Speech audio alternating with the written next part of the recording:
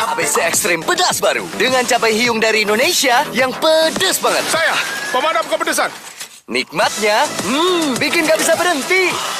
ABC Ekstrim pedas, ekstrim pedasnya, ekstrim nikmatnya. Coba sekarang. ABC.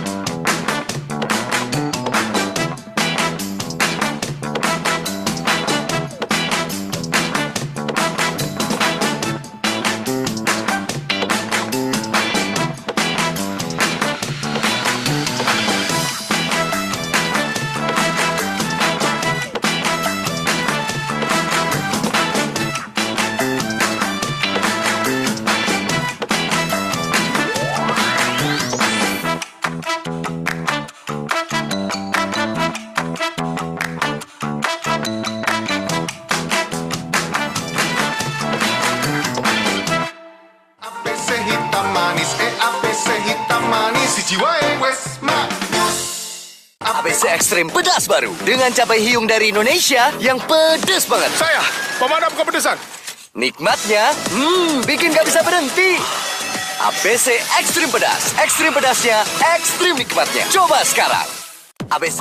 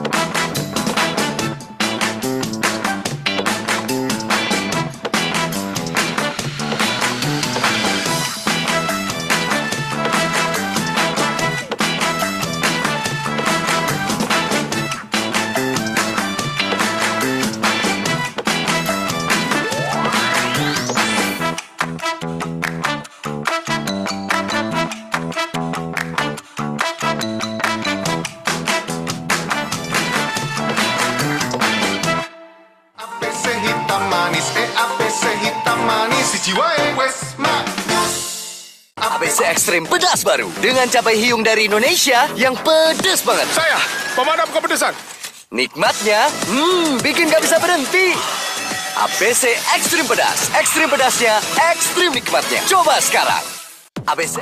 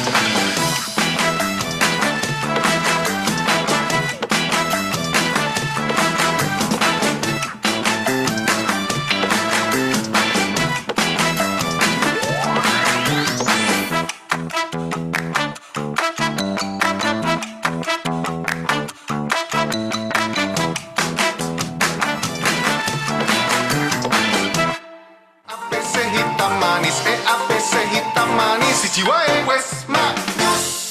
ABC Ekstrim Pedas baru dengan cabai hiung dari Indonesia yang pedas banget. Saya, pemadam kepedesan. Nikmatnya, bikin gak bisa berhenti. ABC Ekstrim Pedas. Ekstrim pedasnya, ekstrim nikmatnya. Coba sekarang. ABC.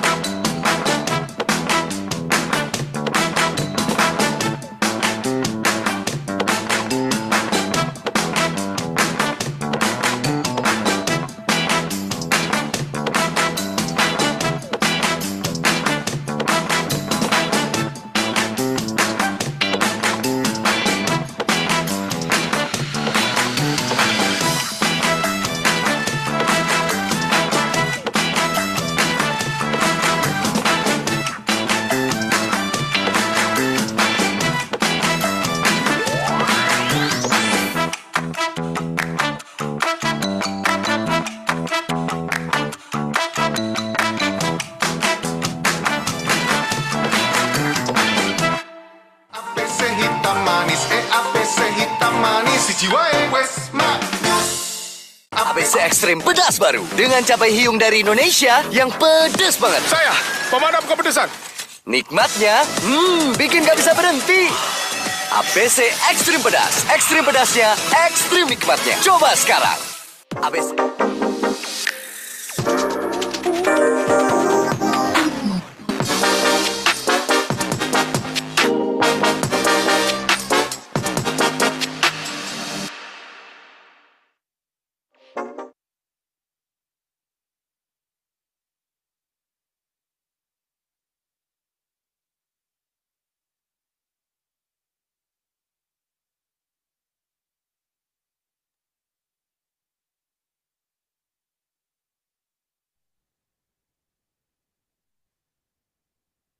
Halo, Assalamualaikum warahmatullahi wabarakatuh. Selamat siang dan juga selamat datang kepada Bapak dan Ibu semua, para bisnis dan juga marketing entusias yang sudah hadir pada acara Alumni Talk episode 2 pada hari ini. Bagaimana kabar dari Bapak Ibu? Semoga bisa sehat ya semuanya dan walaupun mungkin di beberapa tempat lagi mendung hujan gitu ya, semoga bisa tetap menjaga semangatnya untuk mengikuti acara Alumni Talk pada hari ini. Jadi senang sekali ya Bapak dan Ibu akhirnya bisa bertemu lagi, berjumpa lagi pada forum kali ini. Dan mungkin sebelum mulai, supaya kita bisa lebih akrab juga nih Bapak Ibu selama sesinya dan juga bisa lebih interaktif, dipersilakan kepada Bapak dan Ibu yang sudah hadir, bisa bergabung dengan kami, bisa untuk on-cam dan juga menggunakan virtual background yang telah disediakan. Baik Bapak Ibu, jadi pada acara Alumni Talk pada sesi kali ini kita mengangkat tema yang sangat insightful ya, yaitu Strategic Move Every Leader Must Have. Yang dimana sebuah topik ini menjadi topik yang sangat relevan dan juga menjadi sangat penting ya untuk pada masa saat ini yang memang perubahan sangat cepat di era yang semuanya serba digital.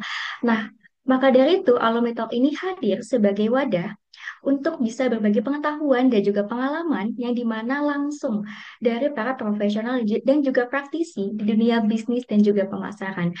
Nah, pada acara ini kami mengundang para alumni dari program-program Pascasarjana Mark+ Institute yang dimana para alumni ini akan berbagi berbagai macam pandangan dan juga wawasan mereka mengenai pentingnya pendidikan berkelanjutan untuk menunjang pengembangan karir dan juga keterampilan setelah lulus. Dan pertama-tama izinkan saya untuk memperkenalkan diri kepada Bapak dan Ibu hadirin. Perkenalkan nama saya Johanna Sirnanugroho dan saya akan membantu berjalannya Alumni Talk pada hari ini. Dan sebelum memulai, izinkan saya untuk menyapa kepada para pembicara yang sudah hadir bersama dengan kita. Yang terhormat, Bapak Nurhan Firdaus Pambudi selaku Wakil Kaprodi SBM ITB Jakarta. Selamat datang Bapak. Yang terhormat, Bapak Daniel, alumni Smemba Batch 3, selamat datang kepada Bapak Daniel. Dan juga kepada yang terhormat Ibu Megawati Irawan, alumni Smemba Batch 6, selamat datang Ibu Mega Irawan. Yang terhormat Bapak Ilham Ahmad Diriska, alumni Nmark Batch 2, selamat datang Bapak Irham. Dan yang terhormat kepada Bapak Ardi Ridwansyah selaku Deputi CEO Marplus Institute. Selamat datang Bapak Ardi. Dan juga kepada para Bapak dan Ibu hadirin sekalian yang kami cintai dan juga kami banggakan yang sudah hadir pada Alumni Talk pada forum kali ini. Dan untuk pada sesi kali ini akan terbagi menjadi beberapa sesi ya Bapak Ibu yang sangat menarik juga nih sesinya. Jadi di awal-awal kita akan memulai dengan welcoming yang akan dilanjutkan dengan sesi introduction, lalu akan ada panel discussion dan juga ada knowledge sharing yang menjadi bagian akhir dari sesi alumni talk pada hari ini. Dan kepada Bapak Ibu mungkin sudah mulai tidak sabar ya untuk memulai dari alumni talk pada hari ini. Maka dari itu Bapak Ibu, pada awal-awal kita akan langsung lanjut ke sesi welcoming yang pada sesi ini kita akan diberikan welcoming oleh Bapak Nurhan Firdaus Pambudi selaku Wakil Kaprodi SBM ITB Jakarta. Mungkin saya akan izin menyapa ya kepada Pak Nurhan Firdaus. Halo Pak Nurhan, apa kabar Bapak? Halo, baik, Nana. Terima kasih Baik ya sudah Pak. diperkenalkan. Bagaimana Pak hari ini mau menjadi salah satu pembicara di Alumni Talk? Apakah happy atau bagaimana Pak?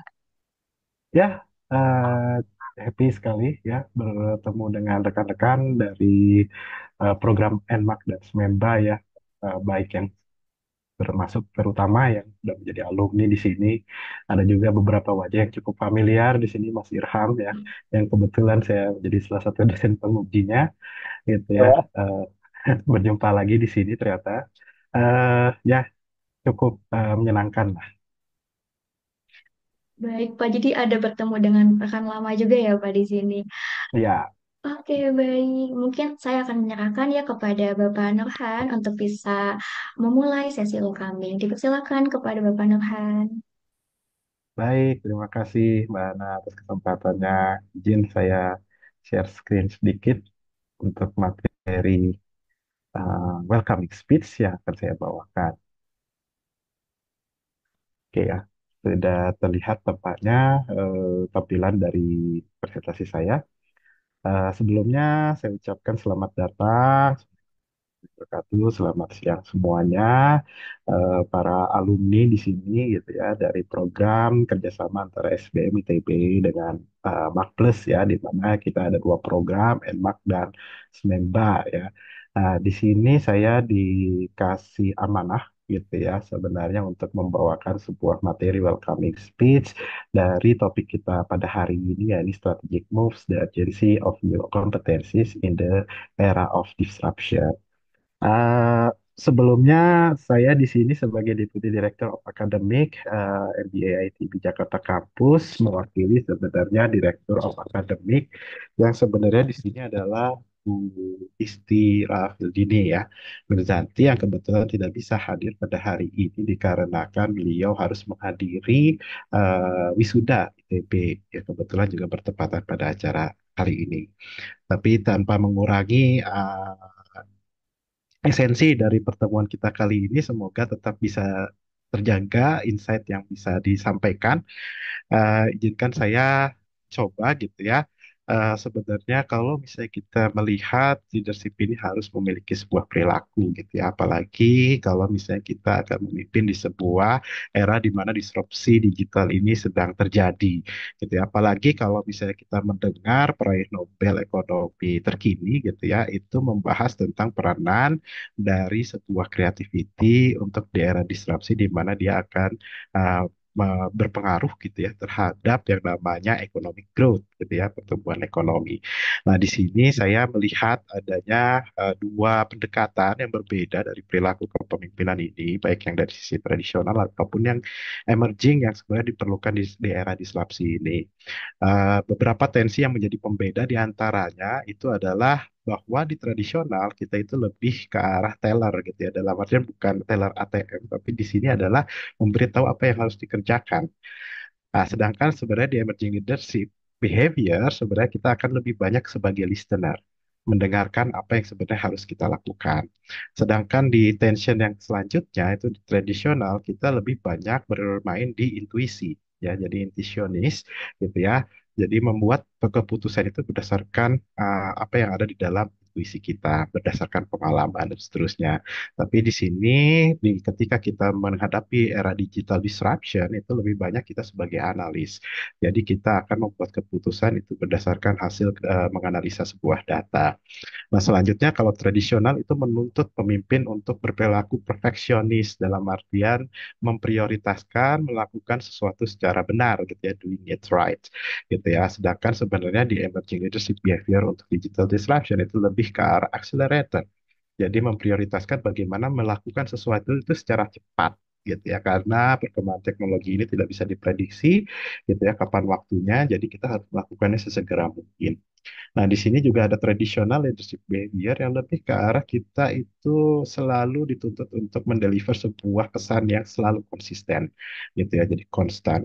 Padahal sebenarnya kalau di era digital seperti ini, kita harus menjadi sebuah adapter, dalam artian kita selalu bisa beradaptasi dengan pesan yang seharusnya disampaikan kepada siapapun itu, baik itu customer ataupun itu supplier.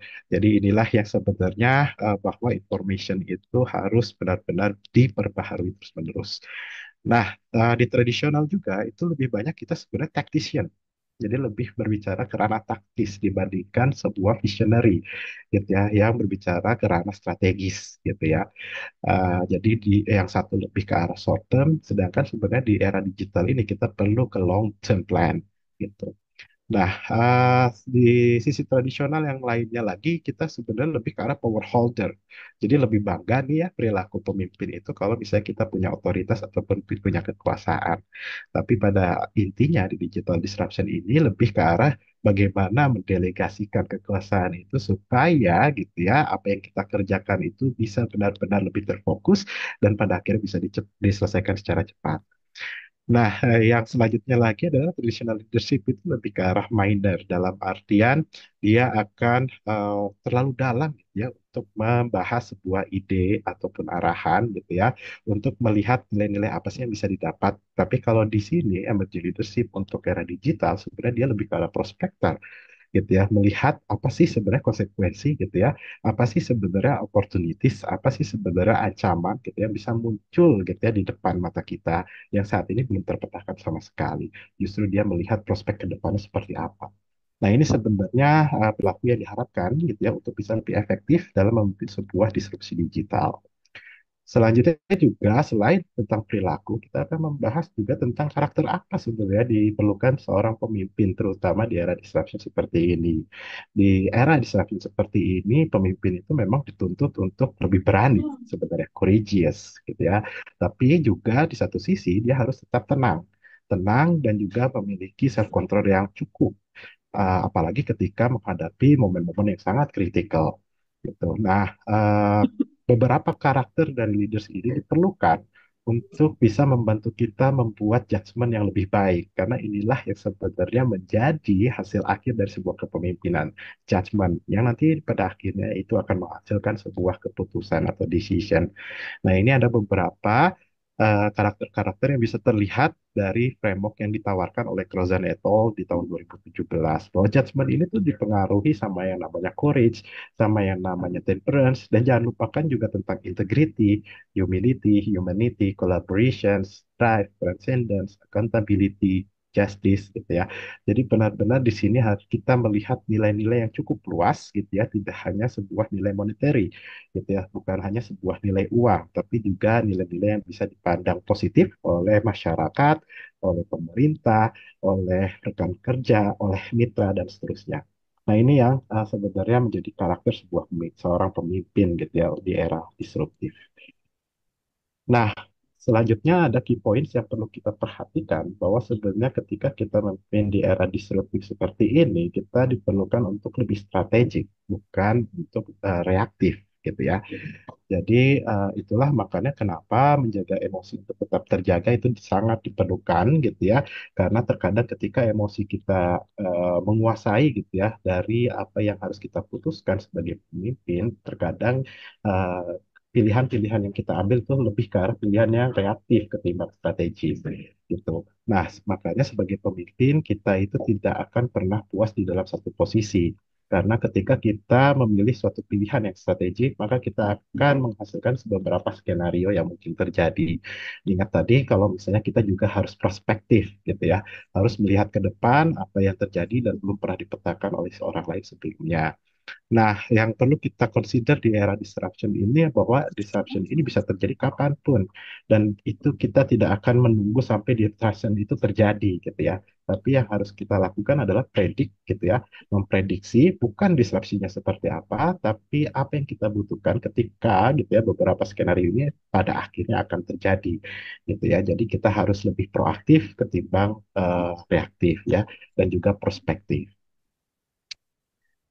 Oke, dan ini sebenarnya juga salah satu isu yang selalu kita bahas ketika kita membahas disruption, ya, bahwa kita akan berada di kondisi di mana dunia ini sebenarnya VUCA, gitu ya, volatile, uncertain, complex, and ambiguous, gitu ya. Maka di sini sebenarnya ada beberapa skills yang dibutuhkan oleh seorang pemimpin di ketika kondisi-kondisi volatil, uncertain, kompleks, ambiguous ini terjadi. Salah satunya di mana kita harus mendevelop sebuah mindset yang adaptif, gitu ya, cepat beradaptasi terhadap segala perubahan, dan kita juga punya ekosistem yang di mana di situ banyak sekali engagement dengan orang lain, gitu ya. Terus juga kita harus menjadi agile learner. Agile learner di mana kita jangan menutup pada satu skill yang ingin kita kuasai. Kita harus membuka kesempatan bahwa pengetahuan ini selalu penting, gitu ya, untuk kedepannya, gitu ya. Kita belum bisa memprediksi pengetahuan mana sebenarnya yang akan penting ke depan, jadi jangan sampai kita menutup diri untuk melihat knowledge baru yang akan bisa kita kuasai. Dan kita juga harus bisa mendevelop people selain kita sendiri, kita juga harus bisa mendevelop orang lain. Have a vision, ini juga penting karena yang tadi kita tidak bisa hanya sekedar reaktif, tapi juga harus strategis, dan kita juga harus mengantisipasi, gitu ya, ataupun bahkan membuat perubahan. Nah, ini yang harus diperhatikan bahwa sebenarnya perubahan itu tidak menunggu orang lain untuk melakukan, tapi bisa dari kita. Nah, makanya kita bisa mengantisipasi perubahan dari orang lain ataupun membuat perubahan itu sendiri. Dan yang selanjutnya adalah kita harus mengkolaborasi, gitu ya, selalu berkolaborasi dan harus membangun network. Ini juga cukup penting. Design for the future. Jadi kita harus mendesain masa depan itu seperti apa. Jangan menunggu masa depan yang didesain oleh orang lain, ya. Kalau bisa kita juga bisa memetakan masa depan ini akan seperti apa sih ke depan, gitu ya, dalam bentuk beberapa skenario tadi yang telah saya jelaskan. Embrace abundance mindset, gitu ya, selalu terbuka dengan apapun, be self-aware, relentlessly focus on customer, ini juga yang penting. Dan mungkin program Makpus dengan SBM ITB ini menunjukkan bahwa komitmen kita, gitu ya, di SBM ITB melihat bahwa fokus on customer ini menjadi salah satu skill yang harus dimiliki oleh pemimpin di masa depan, terutama di era disruptif. Dan yang pasti yang terakhir di sini adalah constantly clarify and communicate. Gitu ya. Jadi selalu berkomunikasi, jangan sampai putus komunikasinya dengan apa yang kita pimpin, gitu ya. Karena ketika ada perubahan pasti ada gap knowledge di antara pemimpin dan siapa yang dipimpinnya. Nah, ini yang sebenarnya menjadi skill. Nah, untuk mengakhiri sebenarnya accounting speech pada hari ini, saya ingin mengutip beberapa statement dari founder di SBM ITB, ya, dan Bapak Ibu pasti sudah pada kenal, gitu ya, almarhum dari Prof. Kuntoro Makusubroto, di mana pada akhirnya peranan seorang pemimpin itu adalah mengambil keputusan. Tapi mengambil keputusan itu pasti yang membantu adalah hati kita. Makanya tadi penting sekali kita untuk mengingat integriti, gitu ya, bahwa ada suatu pesan juga dinilai dari yang dibawa oleh SBM ITB itu adalah dua hal yang penting, strive for excellence dan integrity. Strive for excellence di mana kita selalu pengen menjadi yang terbaik, ingin menjadi yang terbaik itu sangat diperlukan. Tapi jangan lupa bahwa untuk menjadi yang terbaik itu tidak semudah yang kita bayangkan. Dan ketika kita tidak bisa mencapai apa yang terbaik secara cepat, gitu ya, maka kita harus bangun itu dengan yang namanya integrity. Di mana integrity ini akan membangun values lain yang kita sebut dengan trust. Nah, inilah sebenarnya yang menjadi nilai-nilai dari SBM ITB. Dan selanjutnya adalah ada satu statement bahwa setiap keputusan yang kita ambil, kita harus mengingat bahwa ada konsekuensi di balik itu, ya. Maka ketika kita tidak mempertimbangkan sama sekali tentang konsekuensi itu, maka itu adalah suatu kesalahan besar dalam mengambil keputusan. Mengambil keputusan adalah peranan penting dari seorang pemimpin, tapi jangan lupakan untuk mempertimbangkan konsekuensi apa yang bisa dihadapi ke depan ketika kita mengambil pilihan tersebut. Jadi kita harus melanjutkan hidup Anda ya dengan selalu meminimalkan konsekuensi. Nah, itu sekian mungkin welcoming speech dari saya. Terima kasih atas waktu dan kesempatannya. Saya kembalikan lagi ke Bahana. Baik, terima kasih banyak kepada Bapak Nahan Firdaus atas welcoming speech yang sangat insightful. Dan maka dari itu kita akan kembali melanjutkan sesi kita pada kali ini yaitu panel discussion. Yang pada sesi ini akan dibawakan langsung oleh Pak Ardi Ridwansyah selaku Deputi CEO Marvelous Institute. Dan juga kami turut mengundang kepada para pembicara yaitu Bapak Nahan Firdaus Pambudi selaku Wakil Kaprodi SBM ITB Jakarta. Bapak Daniel, alumni SMEMBA Batch 3, Ibu Megawati Irawan, alumni selaku SMEMBA Batch 6, dan juga kepada Bapak Irham Ahmad Rizka, alumni Nmark Batch 2. Maka dari itu kepada Bapak Ardi, waktu dan tempat dipersilakan. Baik, terima kasih Hana.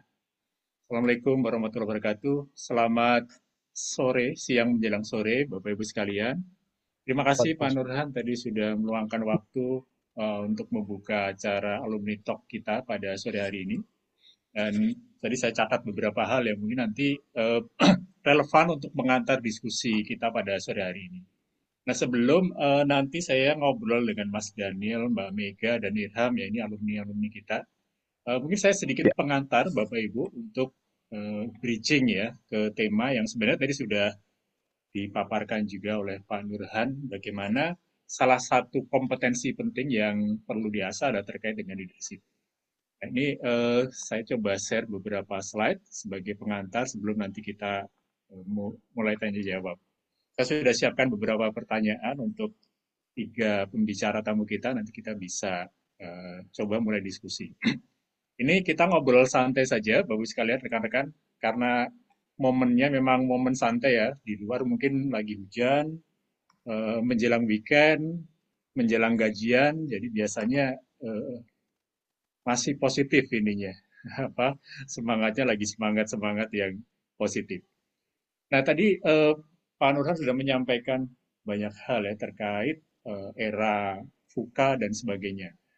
Saya ingat tahun 2020 waktu itu Marvelous mengeluarkan satu model seperti ini. Ini awal kita buat 5 tahun yang lalu. Saya ingat sekali ini pada saat awal-awal pandemi kita merilis satu model untuk memprediksi bagaimana nanti dinamika bisnis di Indonesia dan dunia pada saat pandemi dan pasca pandemi. Jadi ini bukan baru dibikin tahun ini, tapi sudah kita rilis di 2020 dan akhirnya menjadi salah satu model yang ditulis di dalam buku Entrepreneurial Marketing yang diterbitkan oleh John Wiley Amerika. Nah, kita coba tarik ke tahun 2025 sekarang ya, karena kan kita tahu kalau kita lihat di sini ada 3 skenario ya ke depannya. Ini yang disebut dengan era VUCA itu, yang volatile, gonjang-ganjing, dan seterusnya. Bisa jadi pertumbuhan ekonominya positif, stagnan, atau bahkan turun. Walaupun kalau saya ngobrol dengan beberapa pelaku bisnis, terutama dengan Menteri Keuangan yang baru, saya nggak tahu nih, di sini mungkin teman-teman pelaku bisnis bisa jadi punya pendapat yang sama ya. Itu rata-rata cukup optimis dengan Pak Purbaya ini ya, Menteri Keuangan kita yang rada-rada cowboy. Ini alumni ITB juga ya, jadi agak agak lain ya. Biasanya alumni FEUI ya, kali ini dari ITB jadi Menteri Keuangan. Dan kalau saya ngobrol dengan beberapa pelaku bisnis, rata-rata mengapresiasi.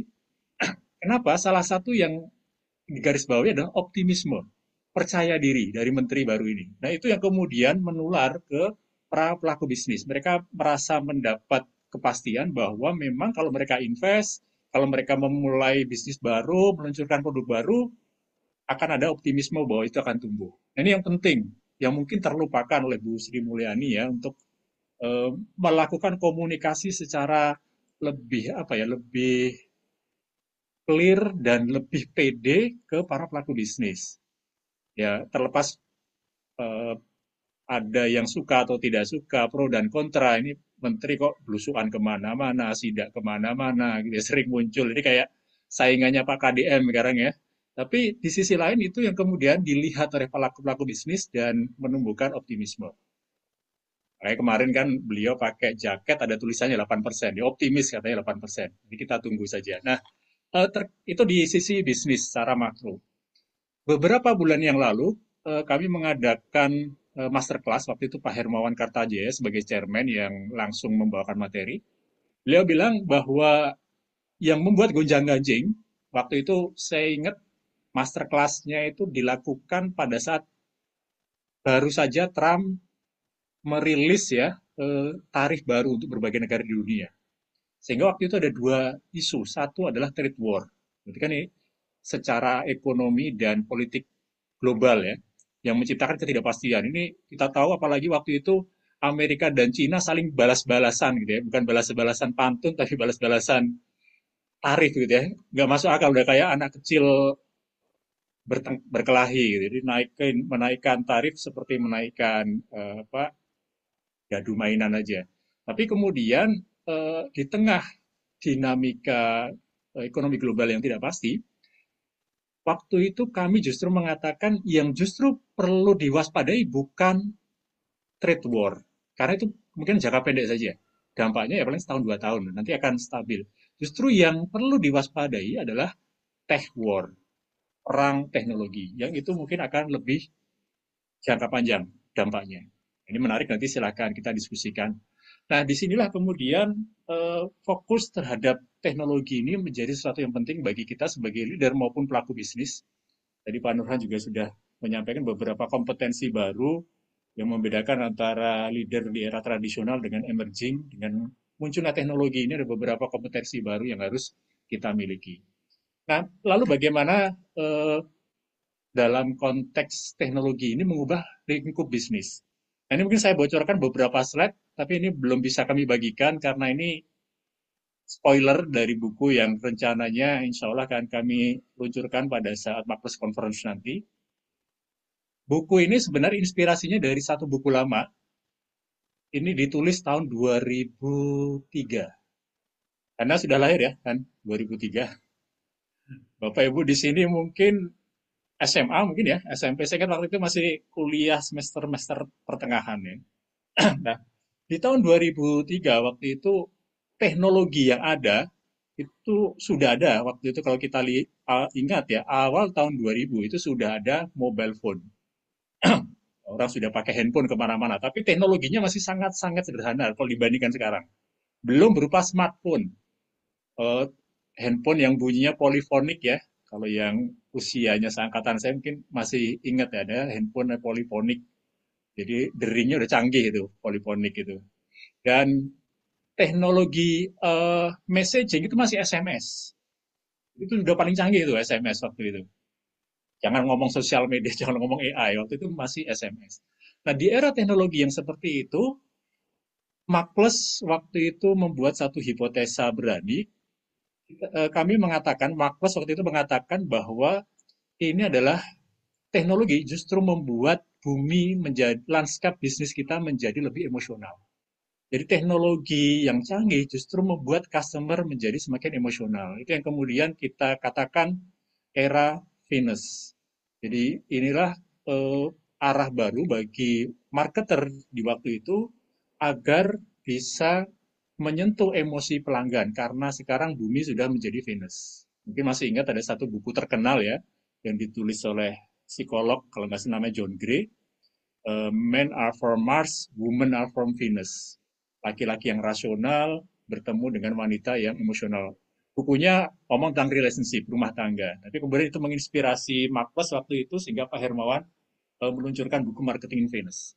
Ini 20 tahun yang lalu dengan teknologi yang sangat jauh berbeda. Lalu bagaimana dengan sekarang?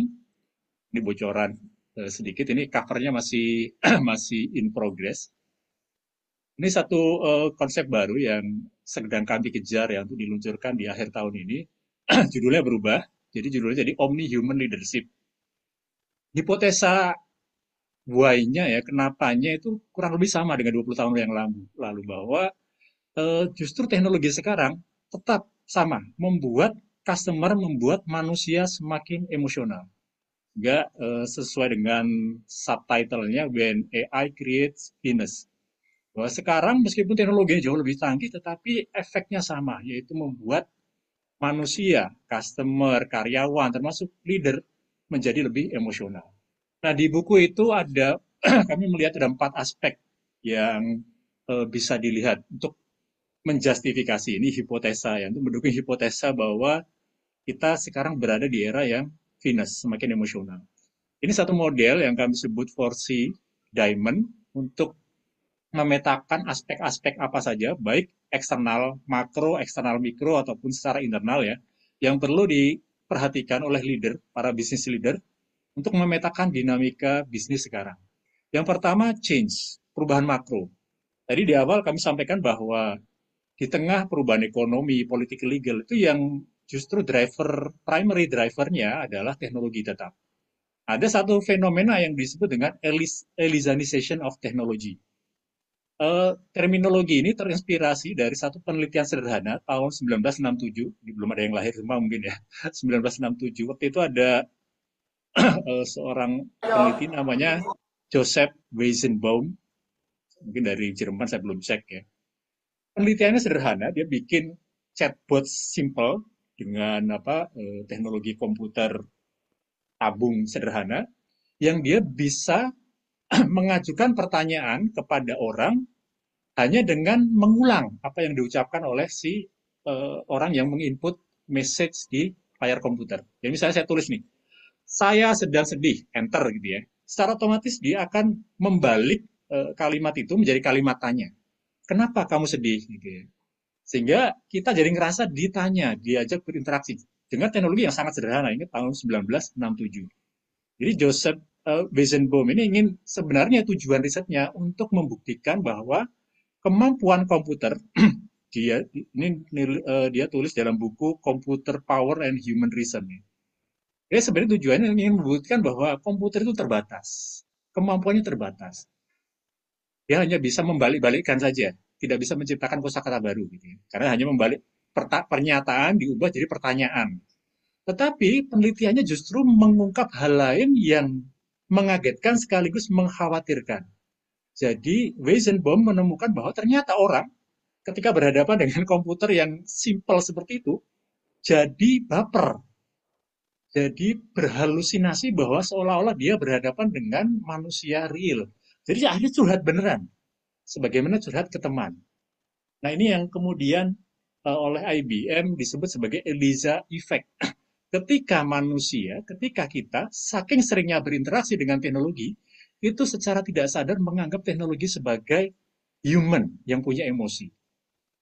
Ini nggak jauh-jauh, di kantor kami Pak Hermawan Kartaja ya, beliau kan 78 tahun ya, itu AI-nya itu sampai dikasih namanya Mamat.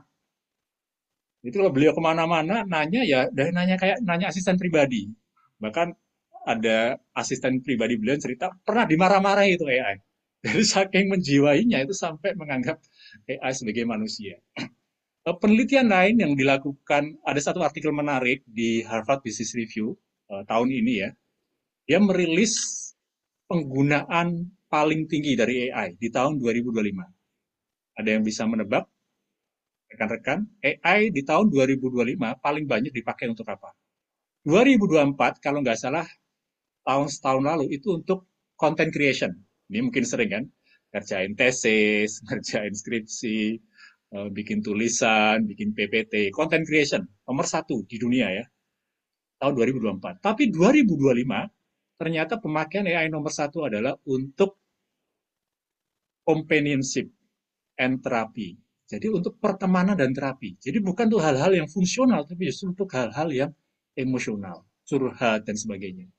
Jadi kalau sering ya, mungkin teman-teman researcher di sini sering diwanti-wanti kan oleh senior-seniornya, guru-guru besar kita, kalau nyari bikin pakai AI, hati-hati, AI itu sering halusinasi ya. Ngasih jurnal yang ketika diklik nggak ada jurnalnya dan seterusnya. Di Elizabethan of Technology, fenomena yang terjadi sebaliknya. Yang halusinasi itu bukan hanya teknologi, tapi juga manusia. Secara tidak sadar, kemudian saking seringnya kita berinteraksi dengan manusia, maka kita berhalusinasi bahwa AI itu makhluk hidup yang punya emosi. Nah, itu dari sisi teknologi. Berikutnya ada era customer yang semakin irasional, kemudian ya ini sudah terjadi ya semenjak era sosial media, orang mengambil keputusan bukan lagi karena pertimbangan rasional, tapi ikut-ikutan, FOMO, nggak mau ketinggalan. Itu kan keputusan-keputusan yang dilandasi oleh irasionalitas. Di sisi lain, para pelaku bisnis berkompetisi untuk menciptakan apa yang disebut algoritma emosi. Jadi, algoritma teknologi yang tujuannya untuk, kalau bahasa kasarnya, memanipulasi emosi pelanggan. Sadar atau tidak, kita kemudian emosi kita diaduk-aduk oleh teknologi, oleh algoritma, sehingga akhirnya kita jadi ikut arus, terpesona dengan tawaran dari perusahaan dan sebagainya. Nah, challenge-nya adalah dari organisasi bagaimana kita membalance tadi teknologi dan pendekatan human seperti apa. Nah, ini mungkin sebagai pengantar Bapak Ibu dengan adanya isu-isu tadi, Elizadization ini, kita, SDM kita, tim kita, baik kita sebagai leader, lalu harus seperti apa untuk mempertahankan competitiveness baik di level industri di mana kita bersaing maupun di level nasional. Baik, ini mudah-mudahan tidak molor tadi ya.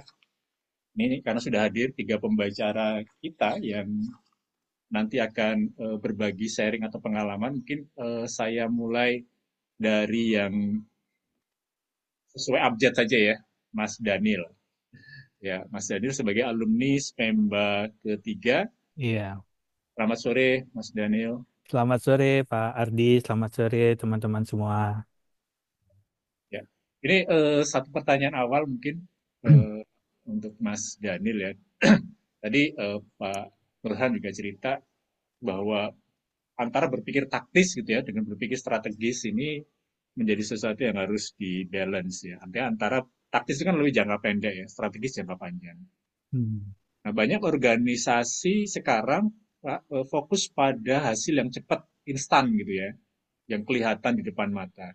Nah, kalau dari pengalaman Mas Daniel mungkin di korporasi, bagaimana cara kita, terutama sebagai leader ya, menjaga keseimbangan antara pencapaian jangka pendek dan hasil jangka panjang. Silakan Mas. Ya, makasih Pak Ardi. Izin sebelumnya memperkenalkan saya Daniel.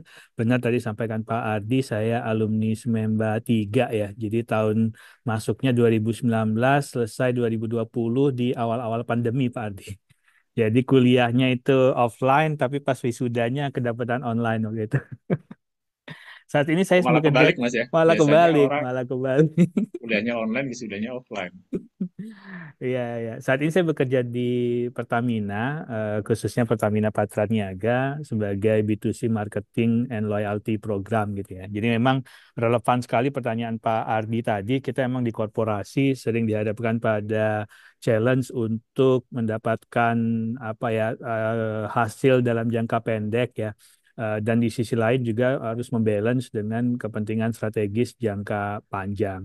Nah, biasanya kita memang untuk menyimbangkannya, Pak Ardi, kita memang membuat semacam KPI yang sifatnya quick win ya. Jadi memang ada untuk menyemangatin tim dan juga memang untuk sesuatu yang kita bisa sajikan ke stakeholder secara cepat, kita butuh quick win yang terukur. Jadi hasil-hasil yang memang bisa langsung dirasakan apa efeknya di dalam jangka waktu yang singkat. Nah, tetapi bersamaan dengan itu kita biasanya juga menyusun roadmap yang lebih panjang jangka waktunya. Jadi jangka menengah sampai dengan jangka panjang kita susun nih apa-apa yang perlu kita lakukan sehingga secara jangka menengah panjang yang kita lakukan ini juga memiliki efek perubahan yang lebih permanen sifatnya dan lebih horizon waktunya lebih panjang. Nah, tetapi supaya roadmap jangka menengah panjang ini juga terkawal, termonitor dengan baik, tidak hanya di atas kertas saja, biasanya kita bagi itu menjadi milestone-milestone di antaranya gitu loh. Jadi misalnya kita punya target nih untuk meningkatkan market share BBM-nya Pertamina nih di tengah era kompetisi sekarang ya dengan kompetitor kita sangat luar biasa agresifnya dari sekian persen menjadi sekian persen dalam 2 tahun ke depan misalnya. Nah, kita susun langkah-langkahnya seperti apa, quick win-nya seperti apa, nanti end goal-nya di tahun 2027 menjadi berapa misalnya. Nah, tetapi di antara itu setiap triwulan misalnya kita kasih milestone-milestone-nya, oh, indikator-indikatornya bahwa apa yang kita cita-citakan di 2 tahun kemudian itu secara periodik milestone-milestone-nya tercapai. Ada indikator-indikatornya. Kira-kira seperti itu kalau di kami, Pak Ardi. Baik, terima kasih Pak Daniel. Jadi harus ada milestone roadmap yang jelas ya. Mm, mm, Kita mm. ada target KPI pencapaian jangka pendek, tapi semuanya selaras dengan tujuan jangka panjang. Bukan Betul, pencapaian yang terpisah gitu ya, tapi memang ibarat menata batu bata, ini batu bata yang tujuannya untuk fondasi keberhasilan jangka panjang. Nah, kalau betul. kita bicara kesuksesan jangka panjang, Bapak Ibu sekalian tentu kalau bicara di dunia bisnis sekarang selalu orang bicara tentang inovasi ya. Inovasi, inovasi, inovasi. Mungkin saya geser dulu ya, Mas Daniel, ke Siap, Mbak siap. Mega nih. Kemudian, ini junior ya kalau dari sisi angkatan, Mbak 6 nih Mbak Mega. Iya. Oke. Tadi Pak Nurhan juga sempat menyinggung tentang aktivitas inovasi ya. Hmm. Kalau sebagai leader, Mbak, menurut Mbak Mega, bagaimana sebenarnya kalau peran inovasi dalam strategi bisnis dan peran pemimpin itu seperti apa? Kan kalau kemudian inovasi ini hanya diserahkan ke tim, Mhm. ini seperti tadi disampaikan Mas Daniel, bisa sporadis ya.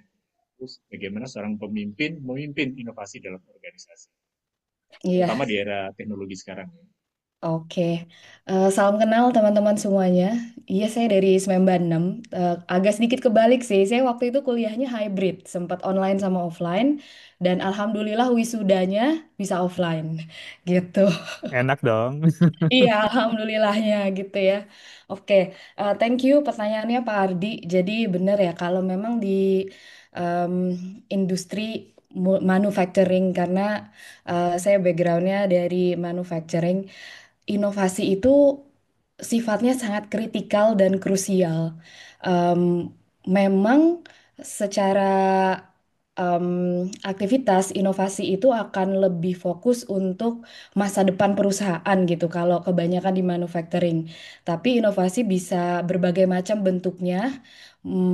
Dan ada beberapa inovasi yang bisa dilakukan secara short term maupun yang dilakukan secara long term.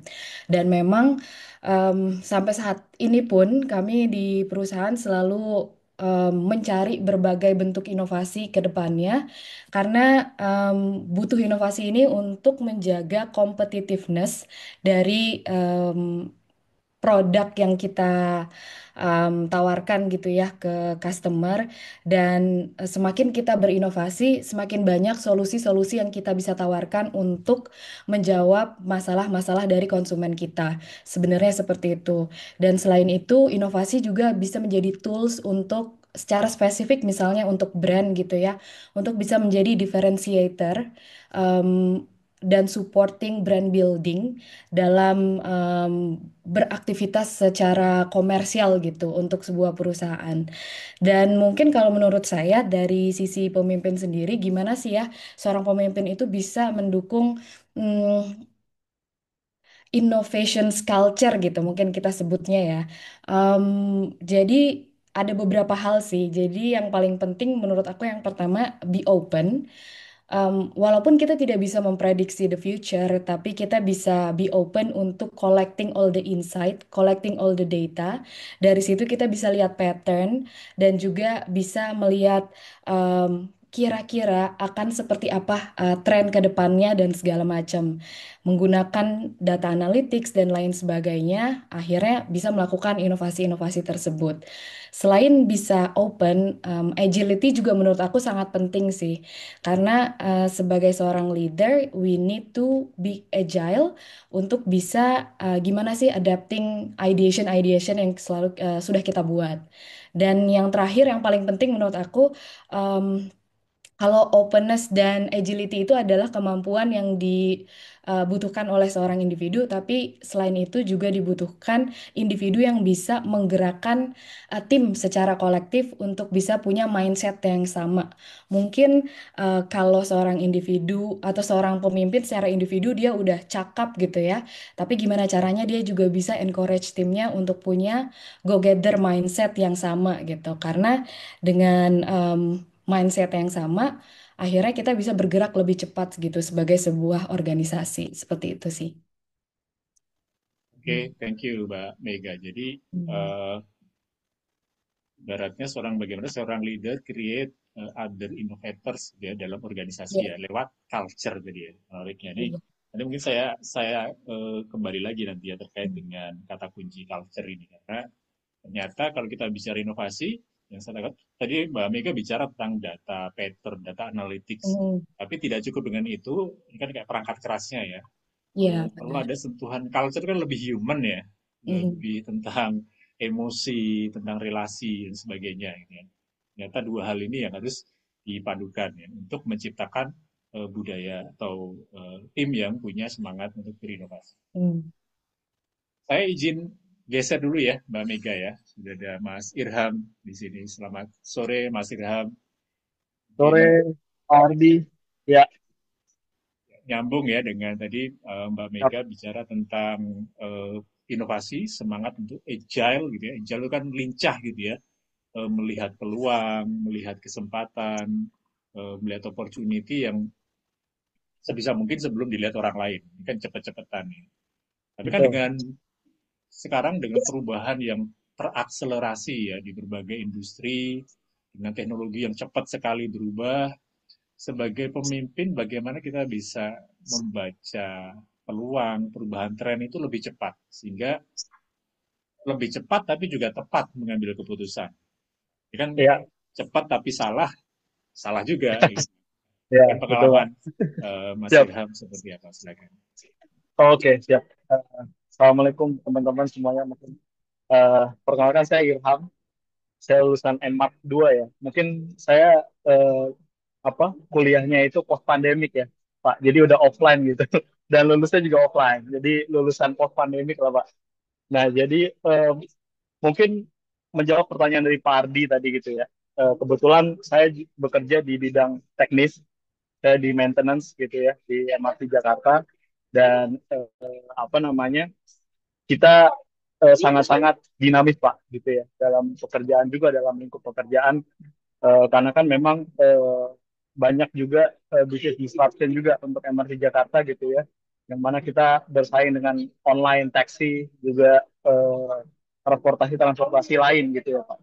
Sehingga bagaimana kami bisa memberikan yang terbaik lah, pelayanan terbaik bagi customer, sehingga customer nyaman gitu ya, lebih nyaman dibanding menikmati perjalanan lah, the value of the journey yang kita sebenarnya lebih kuatkan di sana. Dengan pesatnya teknologi, perkembangan teknologi ini, Pak, memang di satu sisi ya kita dalam sebagai seorang leader justru harus menjadikan ini sebuah kesempatan kita untuk bisa lebih akurat dalam melakukan sebuah decision making. Yang mana sekarang udah banyak ya Pak, kita bisa mengaktifasi data driven maintenance gitu ya. Kalau di maintenance kita ada data driven maintenance, kita ada menggunakan IoT ya Pak ya. Yang mana sekarang menurut saya eh, seorang leader itu udah harus bisa mendesain melalui evidence based decision gitu ya. Jadi decision yang lebih evidence based gitu.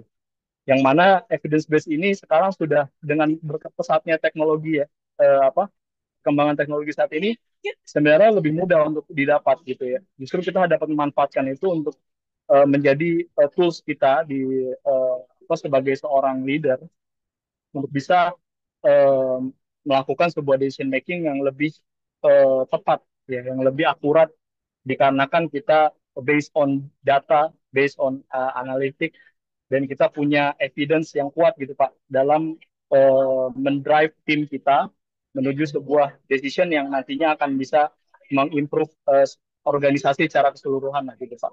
Jadi mungkin dari saya seperti itu sih Pak, ininya ya apa namanya, menurut saya seperti itu ketika teknologi udah semakin maju ya Pak ya Pak Ardi, seperti itu.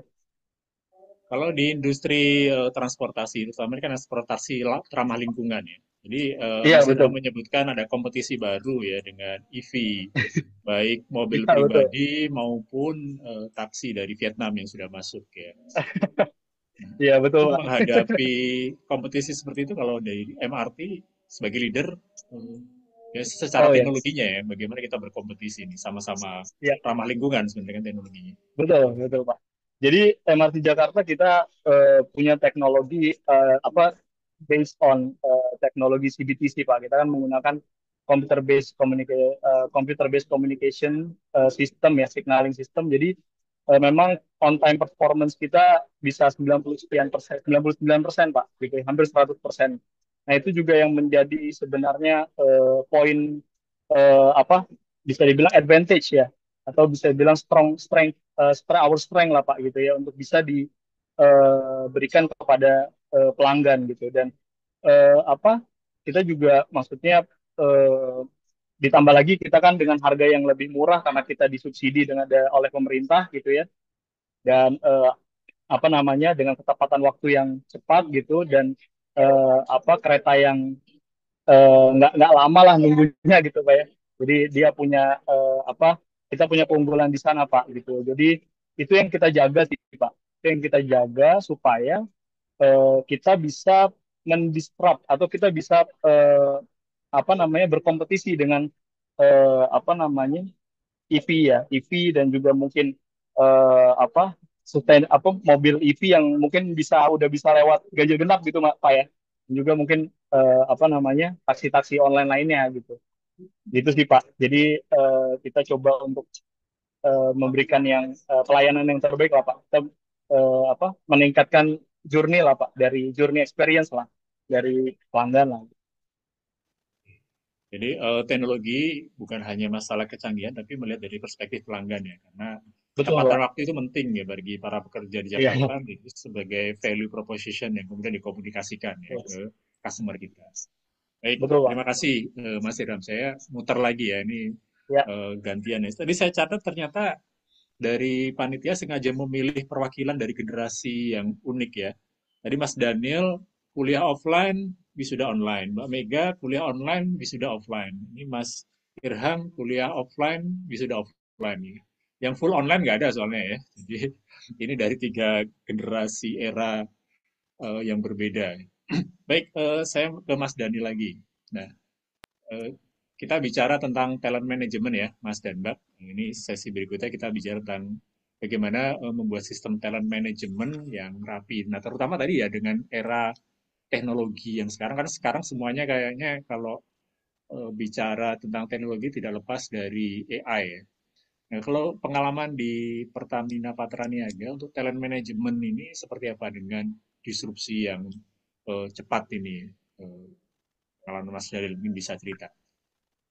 Ya, jadi kita juga beradaptasi ya, menyesuaikan ya dengan disrupsi teknologi yang cepat saat ini. Kami juga udah mulai concern ke AI misalnya. Beberapa waktu terakhir ini, beberapa tim kita juga kita trainingkan khusus AI prompting nih, Pak Ardi. Jadi bagaimana kita mengoptimalisasi ChatGPT misalnya dan yang sejenisnya, nggak cuman hanya untuk menggantikan Googling ya, tetapi memang mendapatkan manfaat yang optimal dari AI ini untuk mendukung dan mensupport pekerjaan-pekerjaan kita gitu.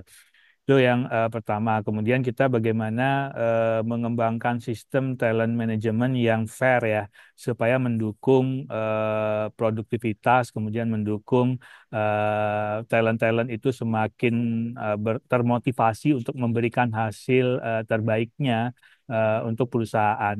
Biasanya kita kalau di Pertamina ada dua sumbu penilaian nih Pak Ardi dan teman-teman. Jadi sumbu pertama itu adalah KPI atau pencapaian target dari masing-masing individu tersebut di masing-masing fungsi atau organisasinya.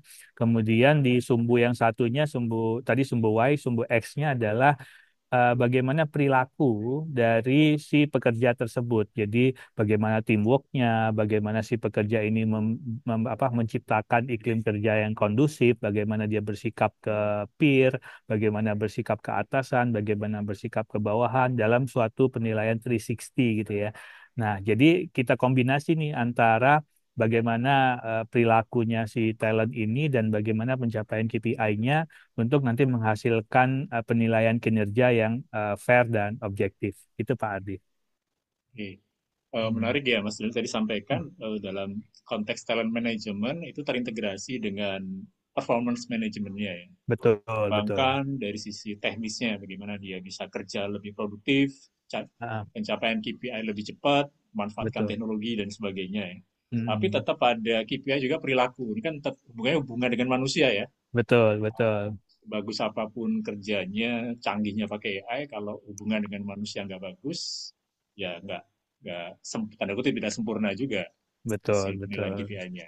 Nah, Ini nih poin-poin ini nanti saya coba rangkum di akhir ya teman-teman karena ini nyambung sekali dengan tadi bagaimana era kompetensi atau skill set seperti apa yang perlu dimiliki oleh seorang leader di era AI yang kalau hipotesa Marcus ini boleh sepakat atau tidak tadi ya di era yang kita memasuki era Venus era baru.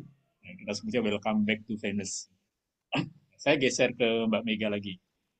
Jadi Mbak Mega sempat di awal menyebutkan pentingnya data analitik dalam konteks membangun uh, untuk pengambilan keputusan ya berdasarkan data, pattern, kemampuan analitik dan seterusnya. Nah, kalau kita bicara di tim kan yang kalau kita mau jujur ya, yang paham teknologi itu kan tidak semua orang gitu ya. Ada yang jago banget gitu teknologi, ada juga yang ya di tengah kesibukan untuk belajar teknologi baru, saya yakin tidak semua. Di Makpus mungkin yang paham AI cuma beberapa orang saja kok yang bisa dihitung. Ya. Eh, Tidak lagi sekarang, oh yang muda pasti paham AI. Enggak juga, karena AI muncul baru 2021, 2022 ya, bersamaan dengan banyak generasi muda baru masuk ke dalam dunia kerja juga. Sehingga ini kan kerja lintas fungsi, lintas tim itu menjadi penting ya untuk Iya. bisa memanfaatkan teknologi secara lebih efektif. Simpelnya, jadi kalau saya nggak tahu AI nih, mau bikin sesuatu ya saya bisa kolaborasi tanya teman yang AI. Bagaimana kalau pengalaman di perusahaan untuk bisa kayak membangun, selama mereka tadi ya, open culture ya, kerja kolaborasi lintas tim ini dalam terutama dalam memanfaatkan teknologi baru ini. Hmm. Oke, jadi kalau di kantor sendiri, sebenarnya dari segi employee ya, karyawan yang ada pun memang ada dari berbagai generasi yang berbeda. Jadi dari boomer bahkan masih ada nih sampai yang Gen Z gitu. Nah, ketika kita ngomongin generasi yang berbeda, tentu saja benar ada generation gap yang terjadi kan, terutama dalam penggunaan teknologi dan lain sebagainya. Nah, jadi yang terjadi di kantor adalah banyak sekali learning-learning yang dilakukan, sharing antar generations, tapi maksudnya bukan generations yang dalam bentuk eh, formal gitu ya, tapi sharing-sharing yang lebih casual. Contohnya misalnya cross function karena aku backgroundnya di commercials, jadi kita bekerja sama cukup erat dengan tim desain, di mana tim desain ini meng-create visual marketing yang kita gunakan untuk aktivitas komersial seperti iklan, video dan lain sebagainya. Nah, tim-tim ini tuh sangat advance di bagian teknologi, bahkan di AI dan lain sebagainya, karena beberapa materi visual untuk kebutuhan komersial kita sudah generate dengan AI juga saat ini.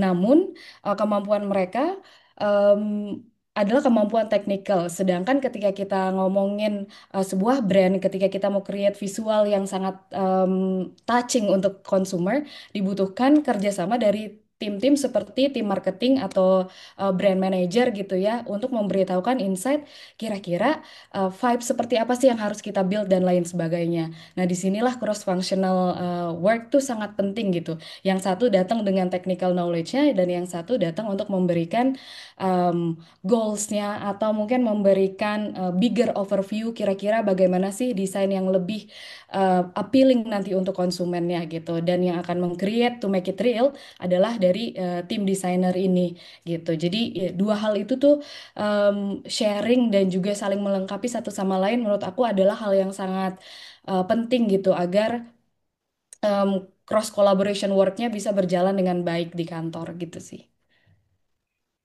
Hmm. Jadi kembali interpersonal skill atau soft skill ini malah penting ya di era yang semakin canggih, semakin complicated teknologinya ini.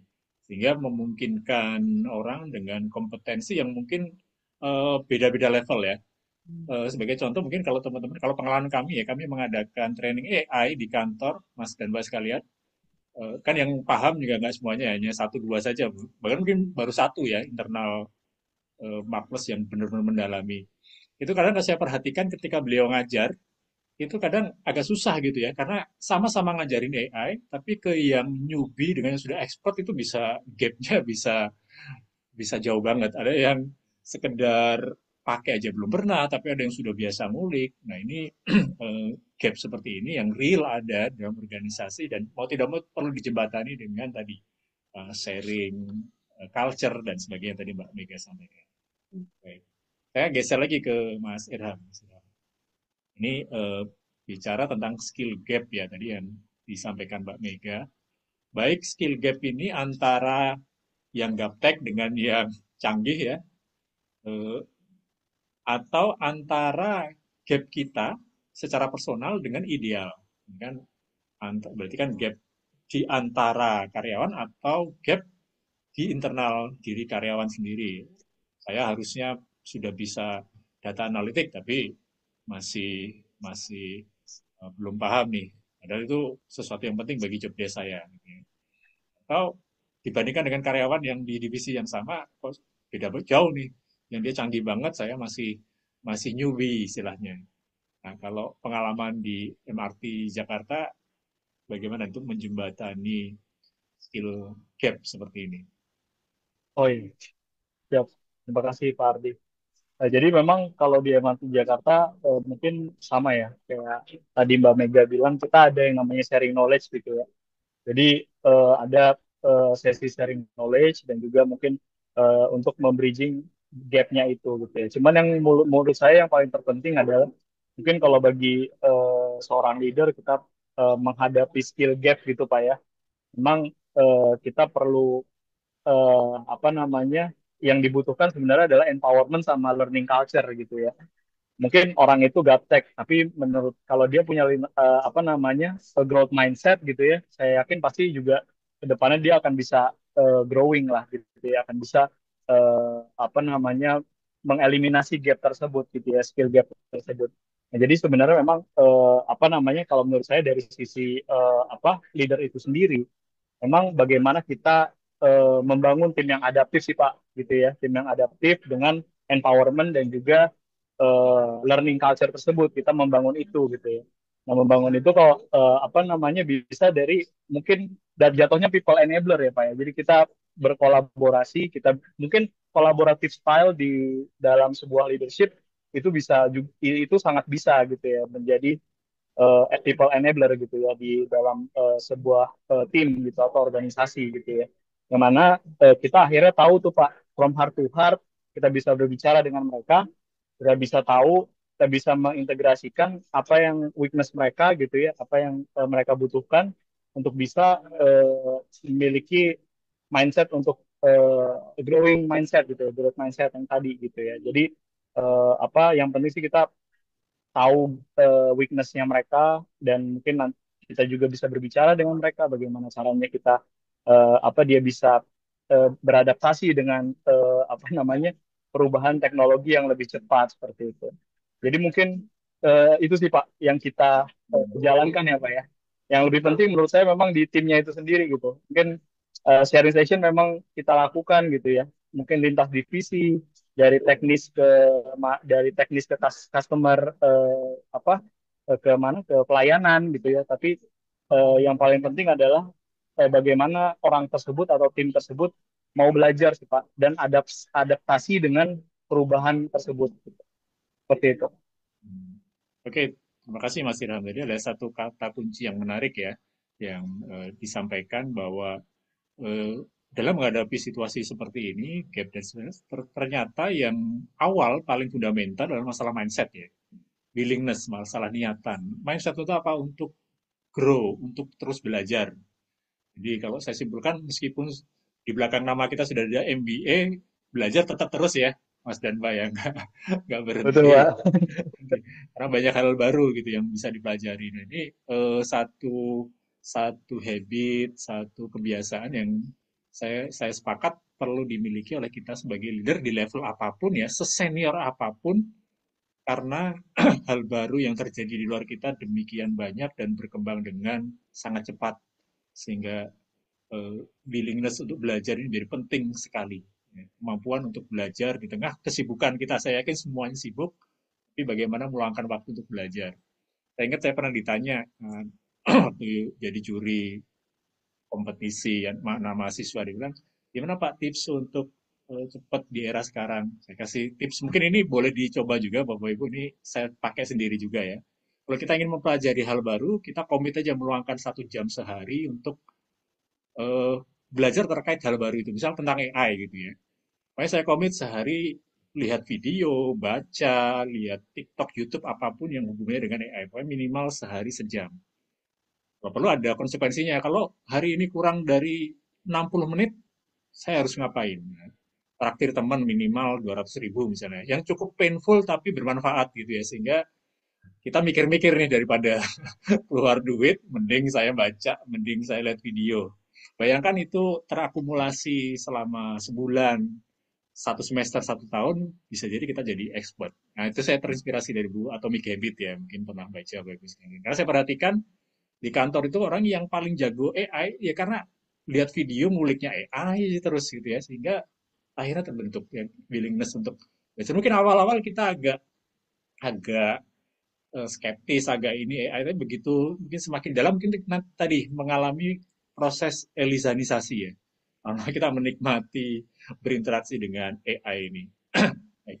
Mungkin pertanyaan terakhir, Mas dan Mbak sekalian. Tadi sempat disampaikan juga oleh Pak Nurhan ya. Kalau menurut Mas dan Mbak sekalian, skill, strategic skill bagi leader yang paling penting apa? Mungkin 2 saja. Dari sekian banyak skill tadi, Pak Nurhan banyak list skill ya. Kalau dari pengalaman Mas dan Mbak sekalian, 2 skill terpenting bagi seorang leader di era yang gonjang-ganjing penuh dengan dinamika, teknologi, trade war, dan sebagainya ini apa saja? Dan mungkin boleh dielaborasi ceritakan. Pak urut sama ya, Mas Daniel dulu. Ya, Strategik skill apa nih? makasih Pak Ardi. Pak Ardi ini juga dosen saya pas CPM Asia nih Pak Ardi. Saya juga masih ongoing ya, masih angkatan 63 Pak Ardi. Oh lagi Eh, kemarin ujian Pak ya? ya kemarin ujian. Jadi ini Lumayan untuk ini ya, lumayan. Lumayan. ini untuk menunjukkan relevan dengan yang kita diskusikan kan bahwa di usia saya pun masih continuous learning kan, masih belajar, masih berupaya apa mengambil kursus lagi, ngambil training lagi. Jadi kalau nyambung tadi dengan yang disampaikan Mas Irham, jawaban saya 2 juga sih. Hmm. Untuk leader saat ini pertama willingness to learn tadi atau Hmm. continuous learning karena di era yang terus berubah saat ini kan kita sebagai leader juga harus terus mengupgrade diri supaya juga bisa pertama mengoptimalkan teknologi yang paling up to date saat ini untuk mendukung pekerjaan dan kedua tetap relevan. Jangan sampai nanti kita malah ketinggalan dengan gitu ya menjadi nggak relevan di juga di continuous learning ini untuk dunia terus full tadi misalnya terus kompetitor force seperti disampaikan Pak Ardi itu akan terus apa harus kemampuan beradaptasi bukan cuma untuk perubahan yang terjadi saat ini, tetapi reaktif antisipatif terhadap potensi perubahan yang akan. Jadi, kalau dari Baik, saya tangkap tadi ada dua yang disampaikan Pak Daniel. Pertama, willingness to learn, ya, kemauan untuk terus belajar, continuous learning, dan kemampuan untuk beradaptasi di tengah perubahan. Jadi tidak hanya reaktif, tapi bagaimana menjadi proaktif. Ya. Kalau Mbak Mega, bagaimana Mbak? Oke, kalau Selama di menurut saya, consumer good ya, mungkin apakah sama dengan dunia resource? oke, kalau dari saya mungkin yang pertama adalah capacity building untuk membangun Hmm. kemampuan diri sendiri maupun encourage membangun kemampuan tim. Sama yang kedua adalah humility. Karena sebagai seorang leader, menurut saya udah nggak zaman lagi gitu ya, yang leader adalah yang paling kuat, yang paling benar dan lain sebagainya. Karena sebagai seorang leader kita juga harus punya kerendahan hati untuk bisa terus belajar dan mungkin sometimes kita harus belajar dari tim kita yang lebih muda, yang Gen Z gitu. Karena tidak dapat dipungkiri mereka juga update banget gitu kalau kita ngomongin AI. Dan saya percaya bahwa kalau ego lebih besar daripada growth mindset, kita nggak akan berkembang sih. Jadi mungkin dua hal itu. Hmm. Capacity building secara personal, tapi juga bagaimana encouraging tim untuk meningkatkan kapasitas juga, dan kerendahan hati ya, untuk mau belajar di manapun termasuk yang lebih junior.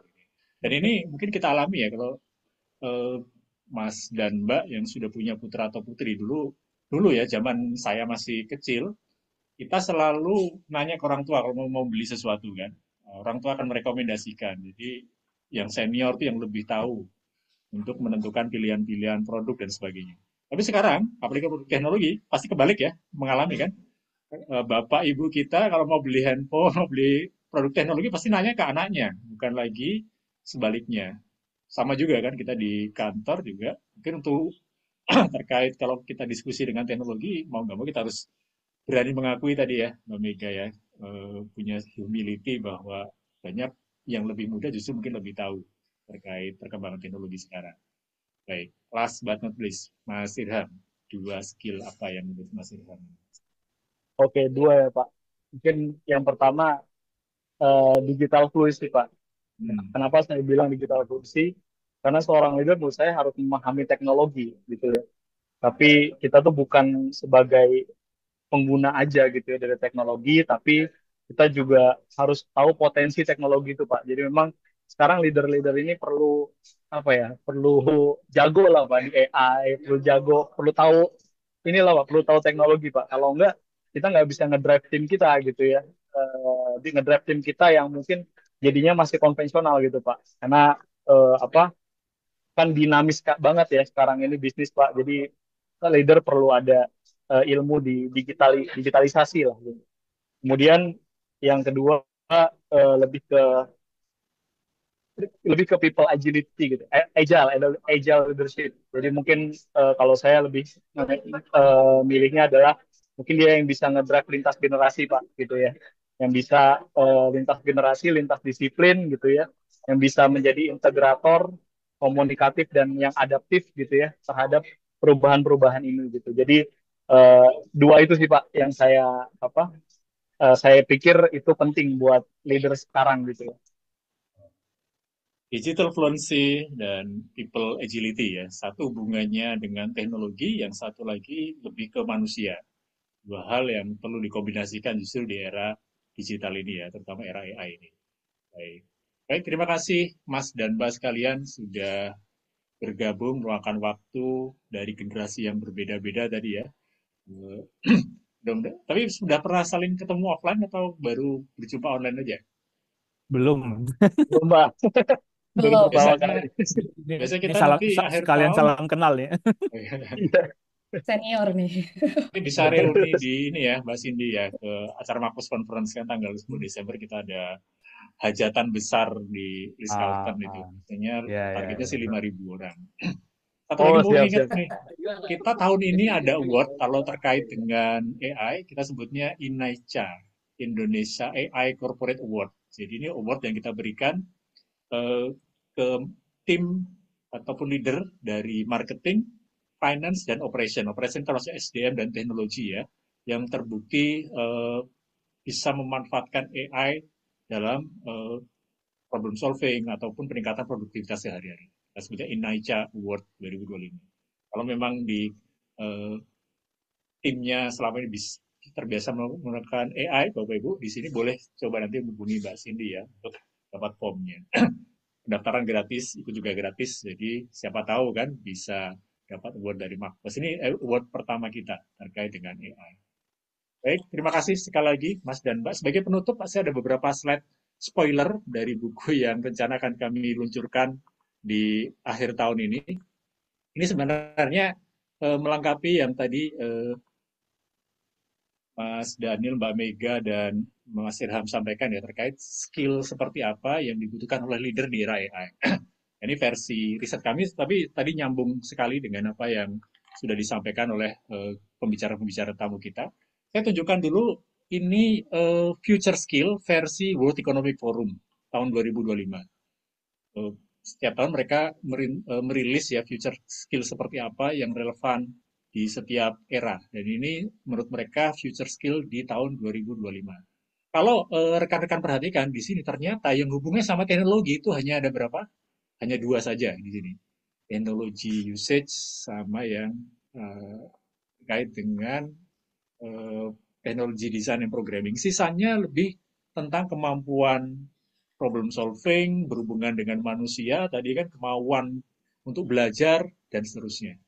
Bahkan kekuatan ketahanan dalam menghadapi stres di era yang sangat-sangat volatile seperti ini. Nah, ini skill set secara umum. Lalu bagaimana kalau khusus untuk leader?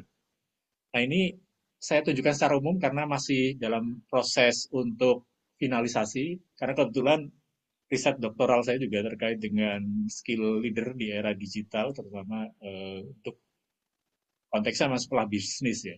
Tapi berlaku untuk umum. Jadi kalau di dalam konsep leadership ada 3 jenis skill yang harus dikuasai oleh seorang leader.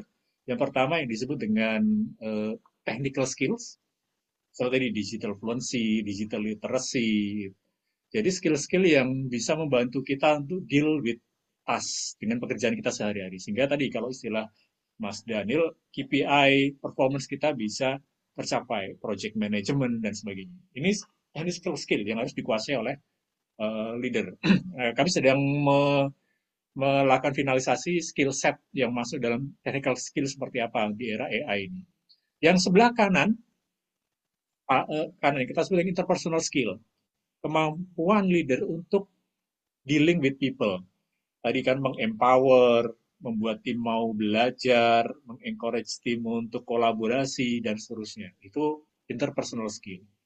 Nah, terkait dengan era Venus tadi, technical skill ini yang kami sebut dengan skill-skill ala Mars, yang sangat rasional, yang sangat hubungan dengan teknis teknologi.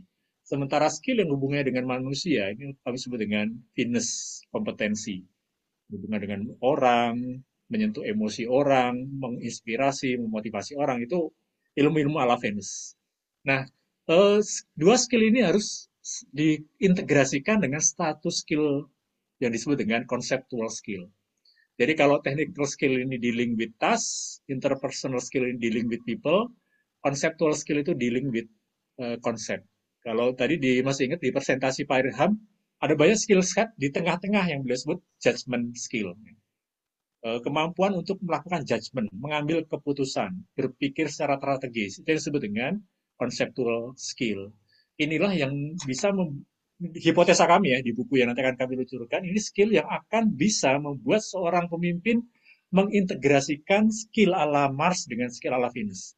Karena ini seolah-olah skill yang berdiri sendiri, tetapi sesungguhnya ini harus diintegrasikan, dan kemampuan konseptual skill ini yang akan membuat seorang leader tahu timing yang tepat untuk pakai ilmu Mars kapan, timing yang tepat untuk melakukan Venus kapan. Karena seimbang itu bukan berarti lalu 50-50 ya, tapi bagaimana menunjukkan perilaku yang tepat di masa yang tepat, di waktu yang tepat. Jadi kalau kita simpulkan ini apa yang dimaksud dengan omni human leader tadi yang menggabungkan antara Venus dengan Mars. Kalau hanya kuat di sisi teknikalnya, technical skill itu kami sebut professional leader. Dia sangat dengan KPI dan seterusnya.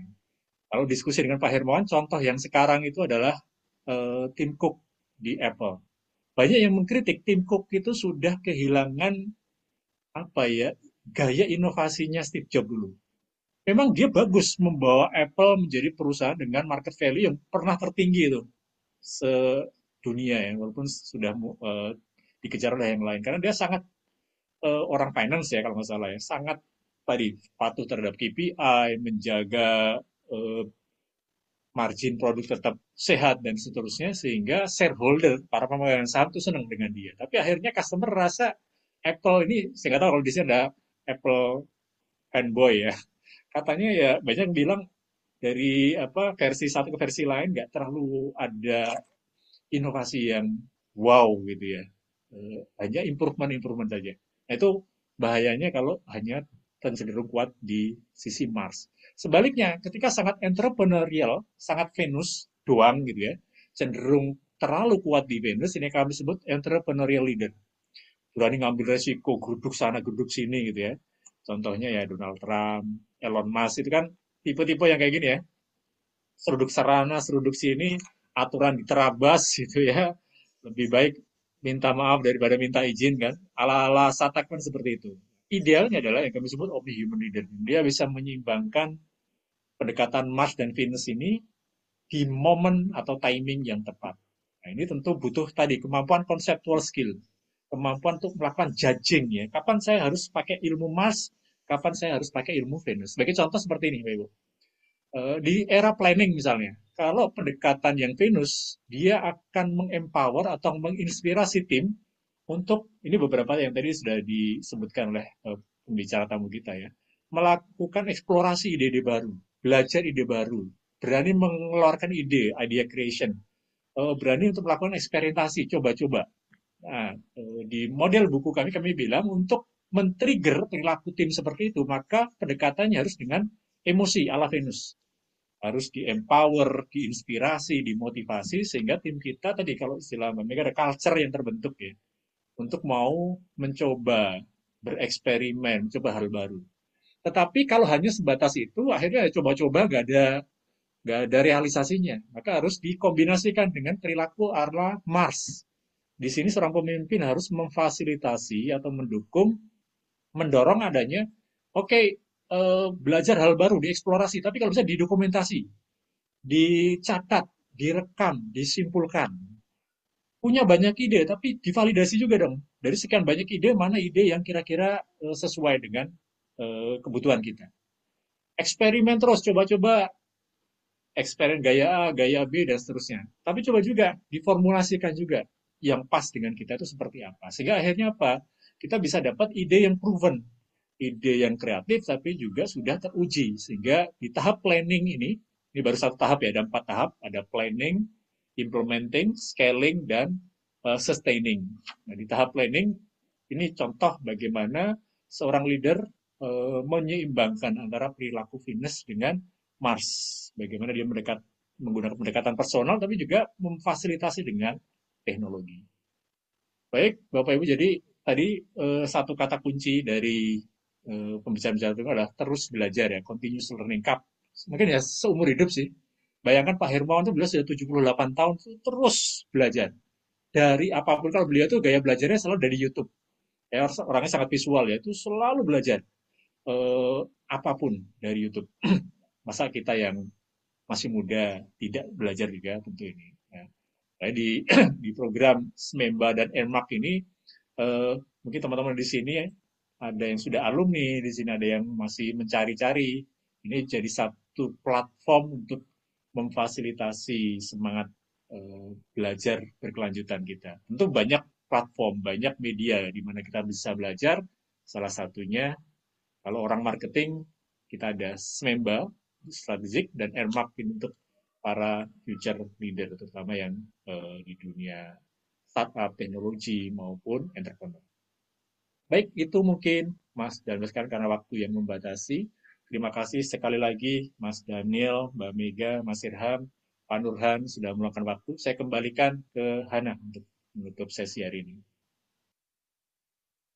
Baik, sekali lagi terima kasih banyak kepada Bapak Ardi yang sudah memandu dari sesi panel discussion.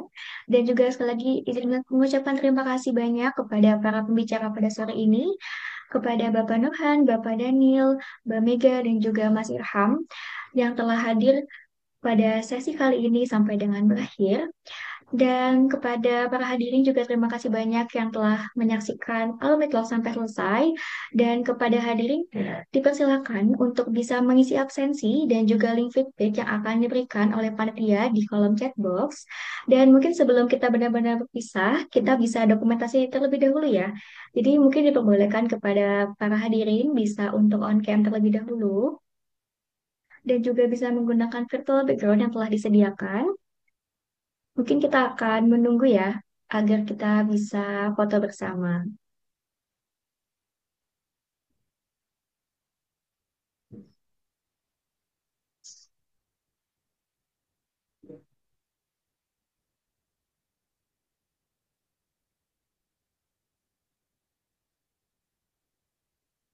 Oke, baik. Kalau begitu akan saya pandu ya kepada Bapak Ibu untuk dokumentasinya. Oke, kita akan senyum dulu ya Bapak Ibu ya. Boleh diberikan senyum terbaiknya. Satu, dua, tiga. Oke, karena masih ada yang mau on cam boleh ya Bapak Ibu dan kita akan sekali lagi ya untuk fotonya. Satu, dua, tiga. Oke, baik. Terima kasih banyak kepada Bapak Ibu yang sudah mau menghadiri acara Alumni Talk episode 2 sampai akhir. Dan jangan lupa ya kepada Bapak Ibu untuk bisa mengisi link absensi dan juga link feedback agar Bapak dan Ibu bisa mendapatkan materi dan juga recording dari Alumni Talk X2 pada hari ini. Maka dari itu, saya Hana dan juga segenap tim dari Maples Institute izin untuk pamit undur diri dan mohon maaf apabila ada salah kata ataupun kekurangan dari acara Alumni Talk pada hari ini. Kalau begitu, sampai jumpa kepada para hadirin dan sampai bertemu di episode Alumni Talk selanjutnya. Dan semoga bisa stay safe, stay healthy ya kepada Bapak dan Ibu. Terima kasih banyak. Thank you, Mbak.